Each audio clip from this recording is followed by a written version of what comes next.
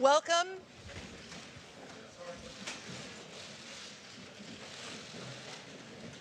Welcome to a session, a conversation on Nagorno-Karabakh. My name is Celeste Wallander. I am privileged to serve as moderator for this panel. And thank you for the assistance from the audience in my duties. I am going to start by inviting our esteemed guests to offer some initial thoughts on the challenges and opportunities each sees in the challenge of resolving the dispute over Nagorno-Karabakh. And then we will have time for some questions and some further discussion. Our guests today are President İlham Aliyev of Azerbaijan and Prime Minister Nikol Paşinyan of Armenia. The two leaders are at the heart of something that the Munich Security Conference has always sought to speak to and to help advance, which is the peaceful resolution of disputes in the international system. And I'm really grateful to Chairman Ischinger for making sure that this issue it remains on the agenda and in the attention of the Munich Security Conference. With that, let me turn to President Aliyev and invite him to offer his thoughts on the challenges and opportunities. Thank you. First of all, I'd like to express gratitude to Chairman Ischinger for organizing this event. I told Mr. Ischinger just now that there was an opportunity to deliver the messages from Armenian and Azerbaijani leadership several years ago in Davos. And the predecessor of Mr. Paşinyan was supposed to attend, but last moment he canceled his participation. So I'm glad that finally we get to the point, so we'll be able to deliver the messages and to answer the questions, which I think will be enough today. So first of all, on the resolution, in order to talk about how to resolve the conflict, first we need to go back and to look to the history of the issue. Nagorno-Karabakh is part of Azerbaijan. This is historical truth, and this is based on the international law norms. And territorial integrity of Azerbaijan is recognized by the whole world, and Nagorno-Karabakh is integrated part of our country. From historical point of view, back in 1805, the Khan of Karabakh, Ibrahim Khan, signed a treaty with General of Russian Empire, Tsitsanov. Under this treaty, Karabakh Khanate, Azerbaijani Karabakh Khanate, as an independent country, became under the rule of the Russian Empire. In that treaty was called Kürekçay Treaty. The text of this treaty is in internet. Nothing is said about Armenian population of Karabakh. Other treaties were signed in 1813 and 1828, Gülistan and Turkmenchai. Under these treaties, the rest part of Azerbaijan became part of Russian Empire, and also Dagestan, Georgia, and Armenia also. So this is a historical part of the issue. Then, during the period when Russian Empire collapsed and Georgian and Azerbaijani Democratic Republic were established, one of the first decrees of Azerbaijani Democratic Republic in 1918 was to transfer Yerevan from Azerbaijan to Armenia and to announce it a capital of Armenia. This is also a historical fact. If you give something to someone, that means that this something belonged to you. In 1921, the Caucasus Bureau of the Bolshevik Party made a decision to retain Nagorno-Karabakh within Azerbaijan, to retain and not to transfer, as some Armenian historians want to present. This is also a historical fact. And the other historical fact is that in 1923, the Azerbaijani Soviet Social Republic issued a decree on creation of Nagorno-Karabakh Autonomous District inside Azerbaijan. So this is the history. And then in the end of 80s, Armenia launched an aggression against Azerbaijan. 300,000 Azerbaijanis were deported from the territory of Armenia. And then in the beginning of 90s, Armenia launched aggression already against Azerbaijan Republic. And as a result of that aggression, almost 20% of our territories are under occupation. And 1 million of Azerbaijanis became refugees and IDPs. Our people were subject of ethnic cleansing. And in 1992, previous Armenian regime committed a war crime, genocide of Khojaly. As a result, 613 innocent civilians, among them 106 women and 63 children, were brutally killed. More than 10 countries recognize Nagorno-Karabakh as independent country. Coming to the international law issue, once again, Nagorno-Karabakh is part of Azerbaijan. United Nations Security Council adopted 4 resolutions demanding withdrawal of Armenian troops from the occupied territories. These resolutions are not resolved. Therefore, any solution which will be achieved as a result of peaceful negotiation must provide preservation of internationally recognized territorial integrity of Azerbaijan. I will now conclude in order not to use more time than it was planned. Thank you. Thank you, Mr. President. Thank you for that overview. Mr. Prime Minister, I think we are ready to hear your views on this issue. Okay, thank you.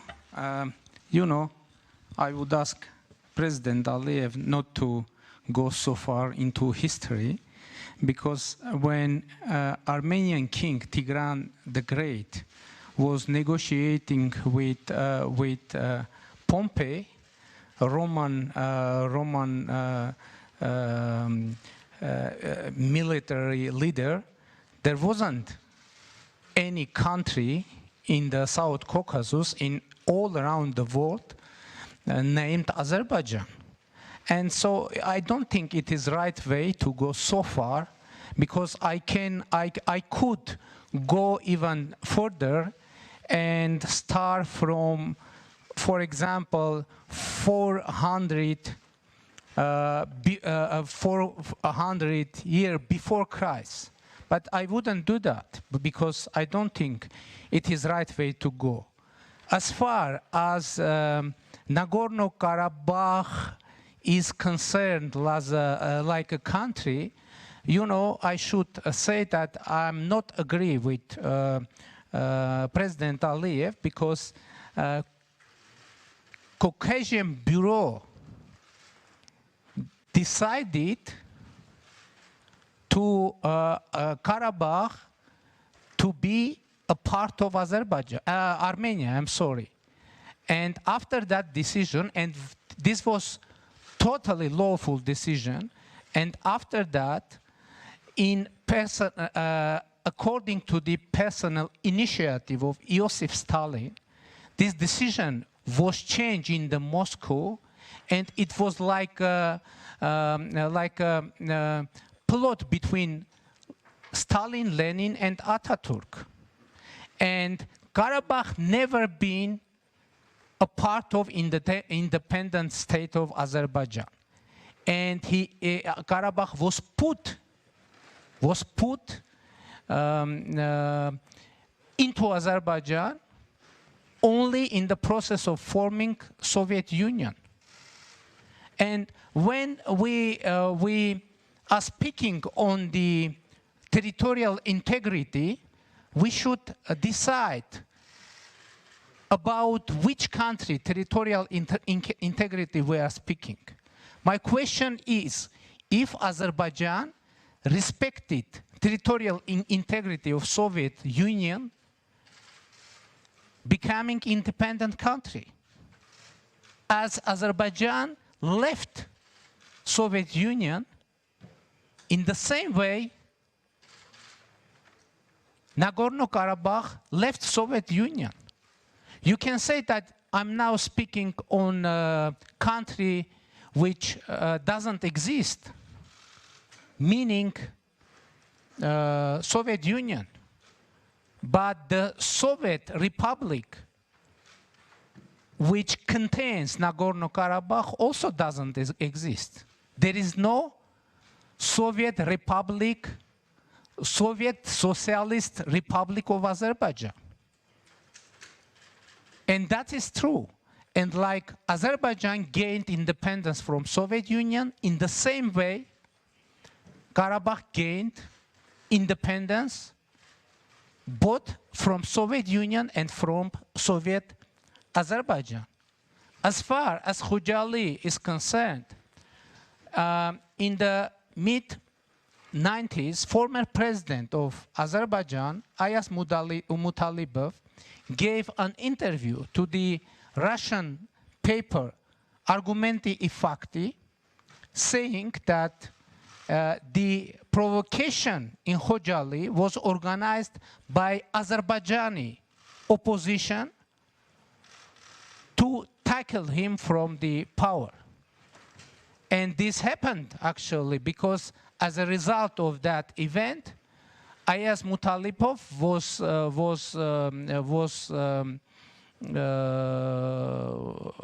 tackled from the post of president of Azerbaijan. About the UN Security Council documents. If we will, what was the general meaning of those documents? The general meaning of those documents was unconditionally and immediately ceasefire to stop any violence and stop military actions. And when we will see US Security Council Resolution 884, we will see that they're written that Azerbaijan violated ceasefire, and as a result, Azerbaijan lost territories. And first of all, it's Azerbaijan that didn't keep the conditions of the Security Council document. And it is very important to state. But you know, I don't think it is good way for Armenian and Azerbaijani leaders every time repeat the same thing. Unfortunately, within last 25, even 30 years, we are repeating every time the same things. And I'm afraid international community maybe somehow is tired hearing the same thing. And I think that we need to bring some new ideas. And I would like to say that when I became Prime Minister of Armenia through the non-violent Velvet People's Revolution, I understood that it isn't possible to solve 30 years lasting conflict with one or two steps. And I thought that for solving this problem, we need to have revolutions. And I started the process of micro-revolutions, and in the next opportunity when the floor would come to me, I will present you the role of micro-revolutions in Nagorno-Karabakh negotiation process that I initiated. Thank you. Thank you, Mr. Prime Minister. Before That is a welcome topic of conversation. I thought as a logical follow-up to the historical background that each of you has offered to the group, and as a political scientist, I always want to get on to the solution. I feel like historians help us understand, but they don't help us always understand how to move forward. Sorry for any historians in the room. What I wanted to get your thoughts on, and I'll start with you, Mr. Prime Minister, if you're here in an international audience, many experienced negotiators, many who have worked on this challenge for some 30 years and trying to support a peaceful resolution of the dispute. What is the one thing you would want to see from the international community to help you advance what you think is an equitable, peaceful solution to the challenge of Nagorno-Karabakh? And maybe about 2-minute answer. Yes, I'll turn to the there President. is a very concrete thing that international community could do. It make it clear that there is no any military solution for Nagorno-Karabakh conflict. There is no any military solution, and international community should make it strongly and very clear. If someone thinks otherwise, saying that there is military solution for Nagorno-Karabakh conflict, I guess that people of Nagorno-Karabakh conflict would answer, in that case, we can say that this conflict already solved. So, but I think we need to sustainable peace. And Armenia, and I'm not represent Nagorno-Karabakh in negotiation process, but I know that Armenia and Nagorno-Karabakh are ready to put real efforts to create in our region sustainable peace. And as a Prime Minister of Armenia, I perceive this situation not only my responsibility for security of my country, but I understand my responsibility for regional security and for global security. And I invite President Aliyev to perceive this situation as our mutual task to create sustainable peace and stability, and perceive this situation not only an issue of our national agenda, but also an agenda of global and regional security, and our duty and our responsibility to bring our effort, our input to the global security. And I would assure you that Armenia and Nagorno-Karabakh are ready for that. Thank you, Mr. Prime Minister. Those were very helpful, and thank you for sharing your priorities with us. President Aliyev, may I ask you the same question? You are very experienced in negotiating this. You've dealt with many people in this room on the issue, but help us understand, what do you think is the most important at this moment in history for the international community to do to help you advance what you think is an equitable and peaceful resolution to the conflict? First of all, I'd like to make one comment. I'm absolutely sure that we came here to tell the truth. And what I said in my introductory remarks is 100% truth, which can be easily checked right now. Just enter the internet, find those documents which I referred to, and you will understand who is telling truth and who is not. Second comment, I'd like also to clarify situation which in Armenia, unfortunately, became a kind of a attempt to find an excuse of what they've done in Khojaly. President Ayaz Mutalibov, he is in good health and he lives in Baku. Maybe Armenian side doesn't know it. Recently and many times said that he never said that Khojaly genocide was organized by Azerbaijanis.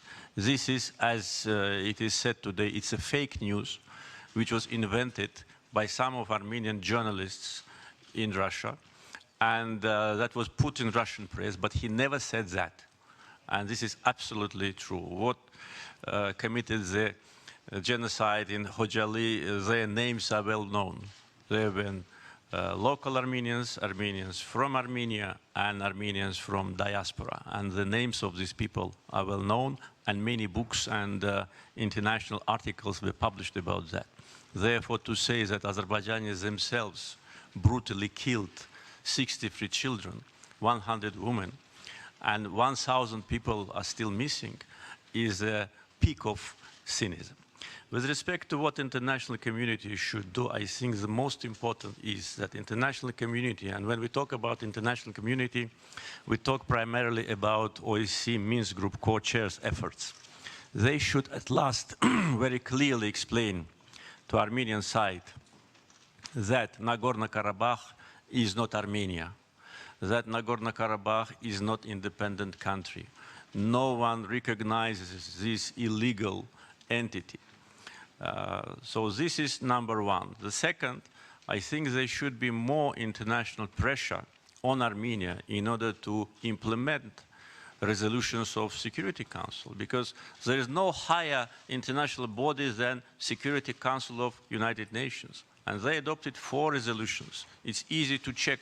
The numbers of these resolutions are known to specialists. What it says Armenian troops should immediately and unconditionally withdraw from the occupied territories. Not only Nagorno-Karabakh is occupied, but 7 districts surrounding it. Armenia wants to hide it. 7 districts where Armenians never lived. In the last Soviet census of 1989, the population of Nagorno-Karabakh was identified as 189,000 people, out of which 139,000 Armenians, 48,000 Azerbaijanis, and some other representatives of other people. So all Azerbaijanis were ethnically cleansed from Nagorno-Karabakh and from our ancient city of Shusha. Then all Azerbaijanis were ethnically cleansed from 7 districts. They committed a genocide against our people, against our culture. They destroyed our mosques. They destroyed our graves. They changed the name of our cities. They now publish the map of Nagorno-Karabakh, which consists of all the occupied territories. And then they say that we should agree with these realities. Therefore, international community should explain first that Nagorno-Karabakh is Azerbaijan, and second, put a serious pressure on aggressor to stop. Prime Minister, just one minute. Okay. Prime Minister just said about peace. Okay, I agree. But how it correlates with what happened today on the line of contact when Azerbaijani soldier was killed by Armenian sniper? So I think the elements of the challenge are clear to everyone. There is a complicated history, territory that has been part of different political entities over time, the human tragedy of refugees and those killed on both sides, a ceasefire that is not held for a period of time enough to create trust and a basis for moving forward on a political negotiation. So I'd welcome some questions on some of these issues. May I make several? How about, so I want to move to the questions, and I'm guessing that the questions will provide the opportunity for following up on several of those issues, if I may, because I do want to, I have my boss sitting right here, and I don't want to break the rules. We got to get to the questions. Thank you, sir. Yes, the first question with help. I have a microphone in the audience, I believe. Yes? And after I created the space for a question, now you're all going to fail me. Is this right? Because then I'll just turn back to Mr. Prime Minister. Please, you can follow up. Okay. Okay, I will come to that question. Yeah, we'll come to that question. Go ahead, sir. Go ahead. I would like to make several comments. First of all, on resolution of UN Security Council, there is no word Armenian troops. There is written local Armenian forces. That means that people of Nagorno-Karabakh formed forces for self-defense, and there is no written Armenian troops. About victims, yes, it is tragedy. it is conflict. And thousands of people died as a result of that conflict. And both Armenian and Azerbaijanis. And this is fact. But personally, me, I read in the newspaper, Argumenti I Fakti, the interview of former president of Azerbaijan. And I think we can find it easily in the internet. On historical facts, there is a book, Nagorno-Karabakh, Legal Aspect, and what I said, you can find it there, and you can find it in the historical books. Names of city and about the ethnic cleanses. In Nagorno-Karabakh was the region of Shaumian. Living, living I'm going to give you a chance to answer. with Armenian. Okay. There is a Shaumian. Let's. My opinion is Nagorno-Karabakh. Okay, but there is a region. I'm going to give you a chance. Sir, I'm going to give There is a region, Shaumian, Professor. and in 1988, there lived 100% population of Armenians, and now there is no one Armenian, and the name of Shaumian is changed into the Azerbaijani name. It is a difficult word to me, and President Aliyev said that today Azerbaijani soldier was killed, and I can say that today in the border of Kazakh, Armenia and Azerbaijan, Armenian soldier was injured by the Azerbaijani snipers. And this is our mutual task. What to do? Stop this process. Thank you. That's a good place to turn over. I am going to give you, Mr. President, the opportunity to answer the specific points you disagree with, and then we do have a questioner, so I don't want to miss that opportunity. Please. Just comments, because once again, I came here to tell the truth. And once again, I don't know what was written in Argumenti Fakti. Argumenti Fakti is a newspaper, it's an independent newspaper where many Armenians work. And we in Azerbaijan know the number of Armenians who run the leading Russian press, so they can write whatever they want. Therefore, I refer to the official statement of the former president of Azerbaijan, Ayaz Mutalibov, who said that he never said that. So now look, the president, the former president, his word, and the word of one pro-Armenian or Armenian journalist, which has more value. This is first thing. About Shaumian, Mr. Prime Minister was just pointing that it was Stalin who made a decision to give Nagorno-Karabakh to Azerbaijan, which is wrong, because again, look at the Caucasus Bureau, July 1921, when it is said to retain Nagorno-Karabakh in Azerbaijan and not to transfer it to Azerbaijan. But if he doesn't like Stalin so much, it's strange why he likes so much Shaumian, because Shaumian was one of the Bolsheviks. He was a person who killed innocent Azerbaijanis, and today's so-called capital of Nagorno-Karabakh is named after his name. The question, if Nagorno-Karabakh is an ancient Armenian territory, why doesn't it have the ancient Armenian name for the capital? Because the ancient name for the capital is Khan Kandi, the village of the Khan. And the Stepanakert, because Shaumian's name was Stepan, Kert means city. That's right, in Armenia. Stepanakert was named in the name of that Bolshevik. So that once again proves that there was no Armenian historical legacy on those territories. And coming back to from where I began, this historical issue is important for understanding how the conflict should be resolved. Thank you, sir. I hope everyone's taking notes, because we're getting a history lesson here with multiple dimensions. We do have a question, please. And if you would identify yourself as you answer, so we know with whom we're speaking. Thank you very much. My name is Florian Kriener. I am a research fellow with the Max Planck Institute for International Law. And President Aliyev already mentioned the role of international law. My question would be, to both, would you submit this dispute to the International Court of Justice via special agreement? Mr. President, may I ask you to address the question first? You know, Azerbaijan is committed to the negotiation process. Therefore, we did not lose hopes that by negotiations we will be able to restore our territorial integrity. Therefore, when still we have these hopes, probably that will not be the best choice. But if, as a result of the new approach from Armenian side, the negotiations will be completely disrupted, then, of course, this option can be considered. Thank you, Mr. President. Mr. Prime Minister? We also devoted to the negotiation process, peace process, as I said, and I think that negotiation should take place in the format of OSCE Minsk Group co-chairmanship, and we are working very intensively, and as I said, we are ready to put real efforts to make real difference and to reach to the solution of conflict.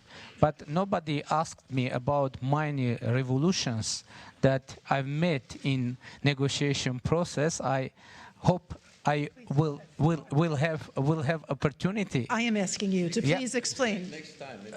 I'm asking About him to revolutions, explain. Mini No, that's revolutions. not what I mini want to hear. revolutions. I'm asking you, to explain your mini.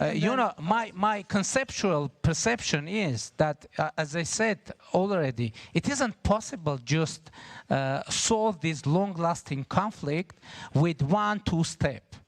We need, why I'm saying micro-revolution, because I think that we need to have micro-revolution conditionally to transform it into mini-revolution, and after that to have real breakthrough in negotiation process. What was the micro-revolution?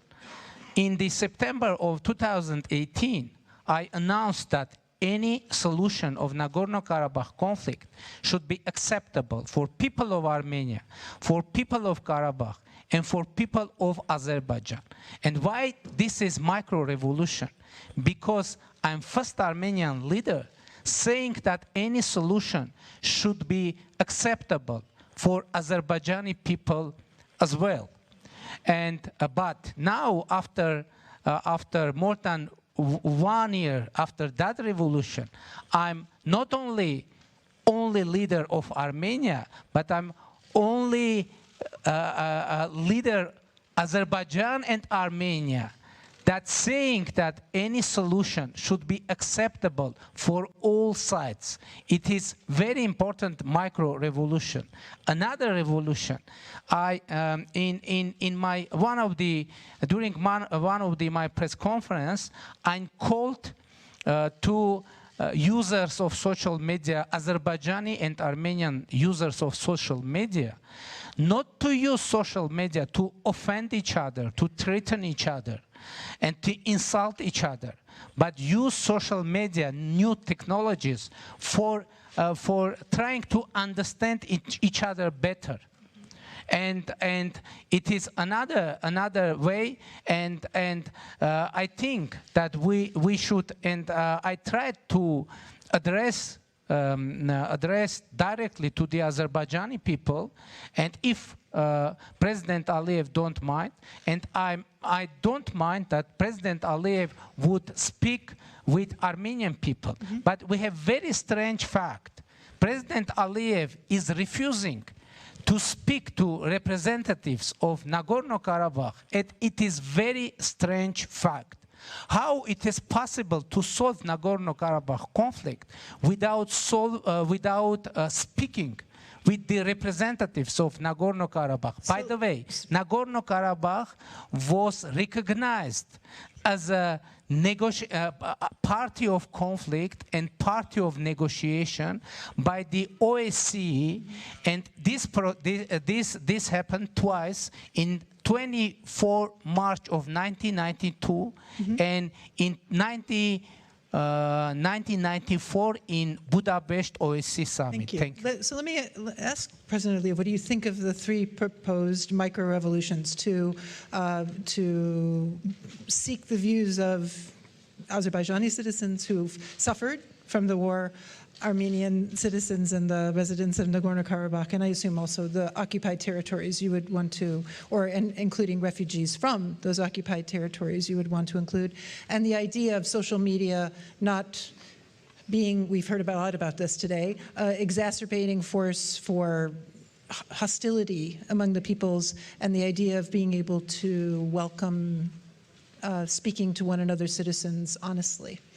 You know, during my experience of negotiation with Armenian leaders, I had this opportunity with two predecessors of Mr. Paşinyan. Always in the very decisive moment of negotiations, they found some excuse in order not to continue.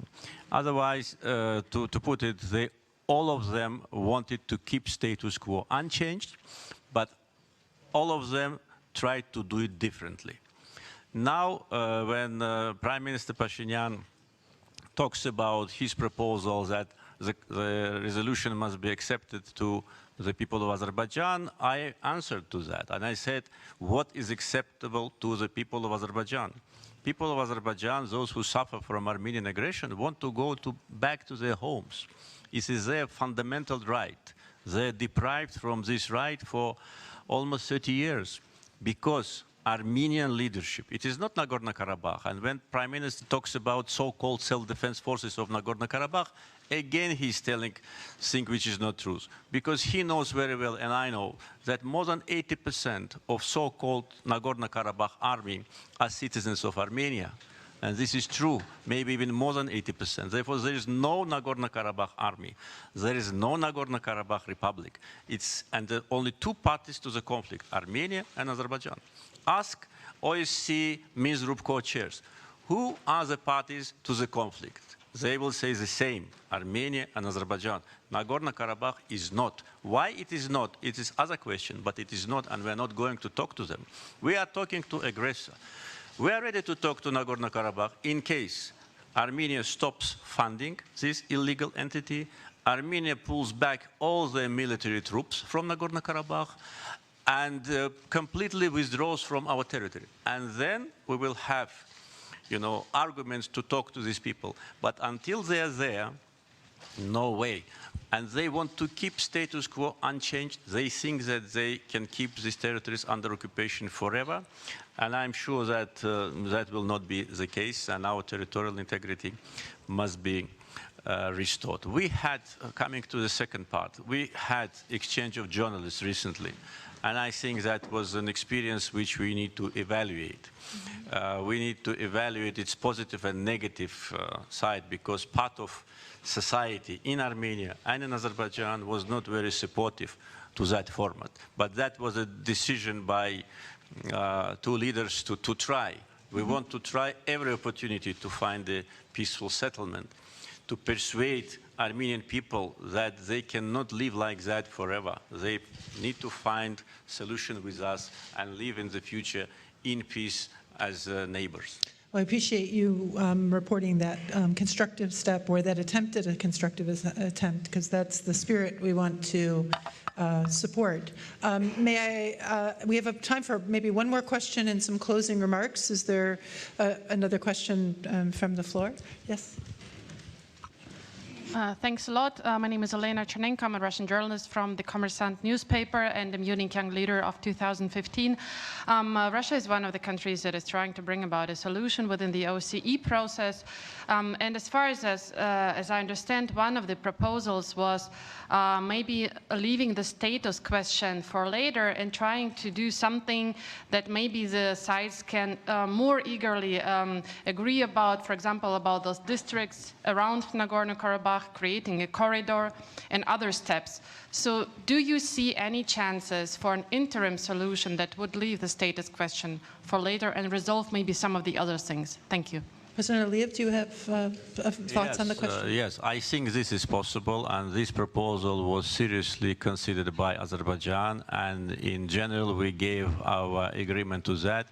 That's the most reasonable thing to do, because it's clear that we need to resolve this conflict in phases. We cannot resolve it one and completely in one day. it should be put in phases, and the first phase should be, and as the journalist said in the Russian proposal, liberation of part of the occupied territories, return of Azerbaijani IDPs to those territories, resettlement of that territory.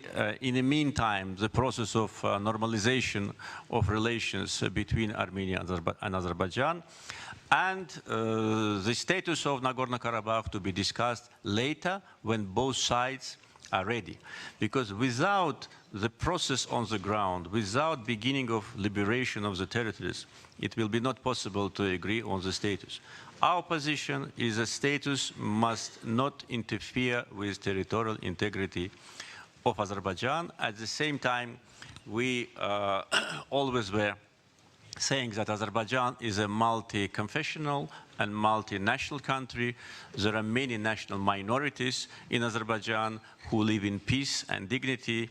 And when our territorial integrity is fully restored, Armenians as national minority will enjoy all the rights and privileges as any other representative of any other nation in our country. Well, thank you, President Əliyevlə. Step by step sounds like your own micro-revolution, so I like this theme. And by the way, we have one mutual mini revolution. I hope I will have opportunity to tell about that. You have the floor. Yeah. And when we first met in Dushanbe, in capital of Tajikistan, after that we with President Aliyev made a little mini revolution, because after that meeting, the tension after that meeting in general reduced unprecedentedly, and we've been able to create direct line for contact and information, and I should accept that in that case President Aliyev is co-author with me. As far as territory, President Aliyev is saying territories, and from point of view and in perception of Azerbaijan, these are territories, but from point of view of Karabakh, this is security, because we need to understand why current status quo emerged. Because when Nagorno-Karabakh tried to use its right for self-determination, military actions started against Armenians of Nagorno-Karabakh. And Armenians of Nagorno-Karabakh were forced to organize self-defense. President Aliyev was speaking on Shushi, and the capital of Nagorno-Karabakh, Stepanakert, within years was bombed from Shushi, and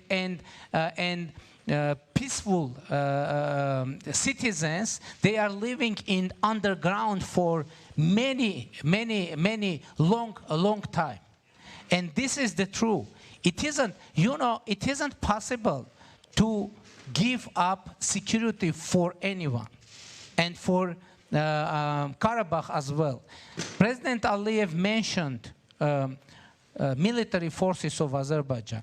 My son is passing its military service in Nagorno-Karabakh, but he went there as a voluntarily to defend his compatriots, because he knows history, what happened from 1998.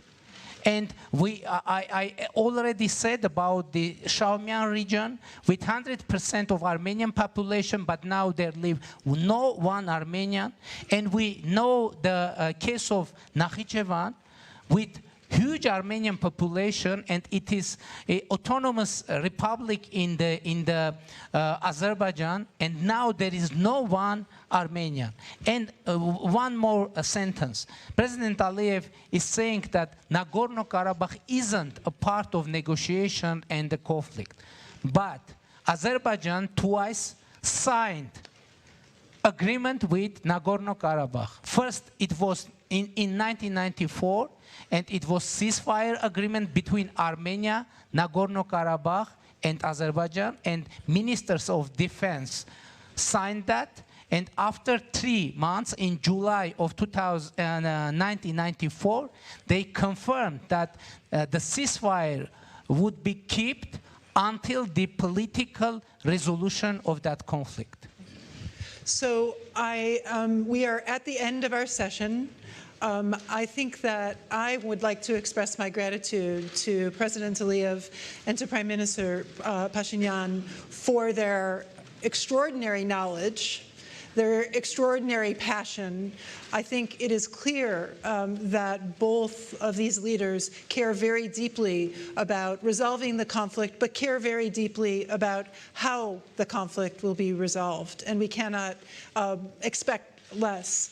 I also think, in addition to the fact that we heard the full scope of the challenge and the dynamics of the challenge and the elements of the challenge, we also, and I'm grateful to both of you, heard elements of what the opportunities could also be for a way forward in improving the lives of those affected by the conflict, and maybe through micro steps or micro revolutions, beginning a constructive process of finding a peaceful resolution. So we are extraordinarily lucky at this historic opportunity here at the Munich Security Conference. And let us thank, please, President Aliyev and Prime Minister Paşinyan for sharing their thoughts with us. Please. And with your permission, just one remark, because that topic, just one constructive, yeah, on self-determination only. I will not talk about the fact that in Yerevan 70% of population were Azerbaijanis in the beginning of 19th century. I will not talk about that. That's what I said. Okay. On self-determination. That's what they always talk about. Armenian people self-determinated themselves. They have an Armenian state. My advice is to find other place on earth to self-determinate them for the second time, not in Azerbaijan. I have to It was 30 seconds. Mr. President, it wasn't so constructive, but I would say in times of the Tigran the Great, in our region, there were only 2 nations, Armenian and Georgians. There were no one, and not only in the times of the Tigran the Great, but in times of Bagratunis, in times of Arshakunis. You could find it in any historic book, At least they're both laughing. But They're both laughing, right? They're both laughing. But I'm very glad for this discussion, and I would like one more time confirm that Armenia and Nagorno-Karabakh are ready to put real effort to solving this conflict. Thank you. Thank you. Thank you, everyone.